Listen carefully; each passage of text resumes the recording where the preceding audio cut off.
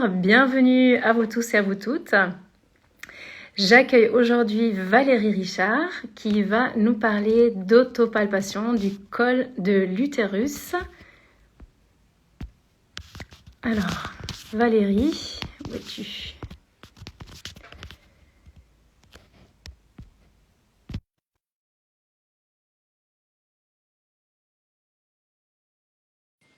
L'invitation est partie.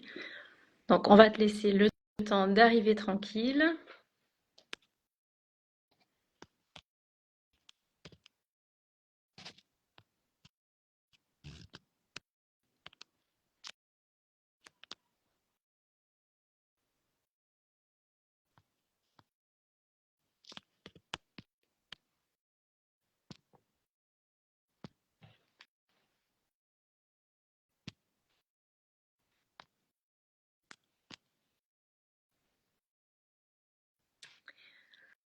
Alors, j'ai renvoyé l'invitation et je vois que tu m'as invité aussi.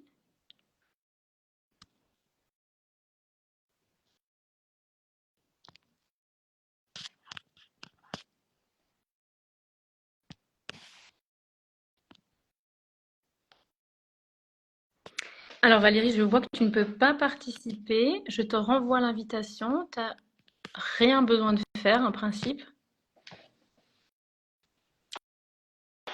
Voilà, c'est parfait. Et hop, Super. Coucou, bonjour Muriel. comment vas-tu? Ça va bien, je te remercie. Toi aussi? Oui, merci. Alors, en tout cas, bienvenue. Alors, ouais, on a toujours un petit peu ces soucis de connexion avec Insta. Mm. Parfois, ça met du temps, donc, Voilà, oui, mais on y désolée, arrive. c'était pas simple. Mais voilà, c'est ça, on est là. On est là, on est là. Donc, effectivement, aujourd'hui, on va parler d'autopalpation du col de l'utérus. Alors, peut-être juste pour rappel, là, en symptômes, on a en principe les deux critères principaux. Ce sont l'observation tout simplement de la glaire cervicale, son évolution dans le cycle, et on croise ça avec l'évolution de la température qu'on prend le matin. Donc ça, ce sont vraiment les deux biomarqueurs très importants pour avoir toute la fiabilité en symptômes. Et en même temps, qu'est-ce qu'on fait avec l'autopalpation? En quoi ça peut être intéressant en symptothermie? Enfin, déjà, pourquoi Voilà. est-ce que tu as choisi ce thème, on va dire? Ouais, en fait, c'est vrai que j'ai choisi ce thème pour aujourd'hui parce qu'en fait, comme tu l'as très bien expliqué, les deux principaux critères d'observation en symptothermie, c'est la glaire cervicale qu'on nomme élixir et la température. Et en fait, d'expérience, je me suis rendu compte que bien peu de femmes connaissent aussi cette autre option, qui n'est absolument pas indispensable pour pratiquer la méthode, mais qui parfois peut s'avérer utile. Et je me suis dit qu'en dire quelques mots pour savoir que ça existe et en connaître l'intérêt, ça pouvait être intéressant pour les femmes qui se questionnent sur la méthode ou celles qui pratiquent déjà la symptothermie mais qui n'ont pas forcément connaissance de cette option-là. Et en fait, l'intérêt de l'autopalpation du col, il est notamment lié lorsque la présence d'élixir peut faire défaut. C'est vrai que, comme on a vu que l'élixir et la température sont les deux critères indispensables en symptothermie pour avoir le double contrôle et connaître précisément ces périodes de fertilité et d'infertilité, eh bien, il arrive parfois que certaines femmes ont des difficultés à prélever l'élixir à la vulve, comme on le fait habituellement dans la plupart des situations. Et ça peut nécessiter d'aller prélever l'élixir directement à la source, donc au col de l'utérus, qu'on appelle aussi le cervix, et qui a donné son nom à la glaire cervicale, puisque c'est précisément là qui est produite et dont s'écoule l'élixir que l'on recueille et que l'on observe. Et pour pouvoir correctement l'identifier, eh bien, il faut effectivement pouvoir en recueillir et avoir le nécessaire pour pouvoir l'observer et l'identifier. Et quand ça fait défaut, l'autopalpation du col peut être une aide précieuse pour pouvoir aller observer normalement son élixir. Voilà. Donc ça, c'est une des raisons, un des intérêts, on va dire, de l'autopalpation du col. Donc ça peut permettre à toute femme de pouvoir s'observer. C'est pour ça qu'on dit aussi que Sympto, ça peut vraiment s'adresser à toutes. C'est qu'il y a toujours un petit peu des solutions de secours quand là, en l'occurrence, l'élixir fait défaut. Ça peut être aussi très utile dans des périodes particulières de la vie où voilà, on est symptothermicienne expérimentée, on a l'habitude de langage de son propre corps. Et à un moment donné, pour différentes raisons, le langage du corps peut être un peu modifié, que ça soit pour une période particulière, comme un post-accouchement avec un allaitement ou une préménopause, ou tout simplement une période de stress intense où le corps réagit. Et les signaux habituels du corps que l'on connaît bien sont un peu modifiés par ces périodes particulières. Et des fois, on peut douter, même quand on est expérimenté, hein, on peut douter, de se dire est-ce que j'ai bien observé? C'est pas comme d'habitude. Et l'observation au col peut permettre d'éclairer un doute, de pouvoir apporter un éclairage supplémentaire, même si on sait aussi qu'en symptothermie, on a le ressenti qui peut aussi apporter un éclairage supplémentaire. Mais voilà, ça fait une option supplémentaire en cas de doute, quand on a besoin d'avoir un peu plus de certitude pour bien cibler si on est en période fertile ou infertile. Hein, c'est toujours l'enjeu de toute façon. Exactement. Donc en fait, c'est un joker, c'est un Mmh. troisième critère qui n'est absolument pas indispensable. Donc ça, pour certaines personnes, ce n'est pas une option d'aller en interne ou ça leur parle Mmh. pas. Et c'est tout à fait OK si elles maîtrisent très bien les deux autres critères.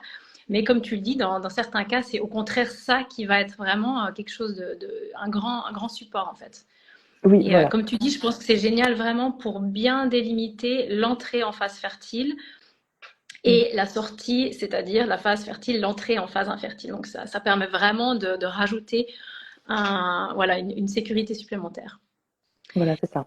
Et, co- Tout à et fait. concrètement, merci. Concrètement, comment ça se passe? Comment est-ce qu'on peut suivre l'évolution de ce col? Parce que lui aussi, forcément, il n'est pas pareil. On voit qu'il y a la glaire qui évolue, la température qui Mmh. évolue en fonction de nos hormones. Ben, c'est pareil pour le col. Donc, comment est-ce que ça se passe? Alors, en fait, très concrètement, ça demande un apprentissage. Ça va demander d'apprendre à observer son col.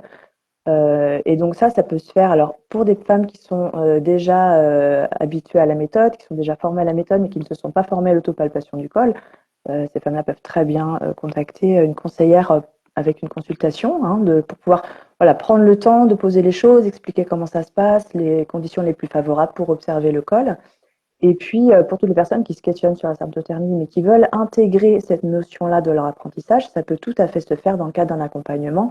Alors, plus facilement dans les accompagnements sécurité ou sérénité, parce que là, on a vraiment des rendez-vous en réel, on n'est pas seulement par messagerie, c'est plus simple pour pouvoir expliquer comment utiliser le col et aussi comment l'interpréter.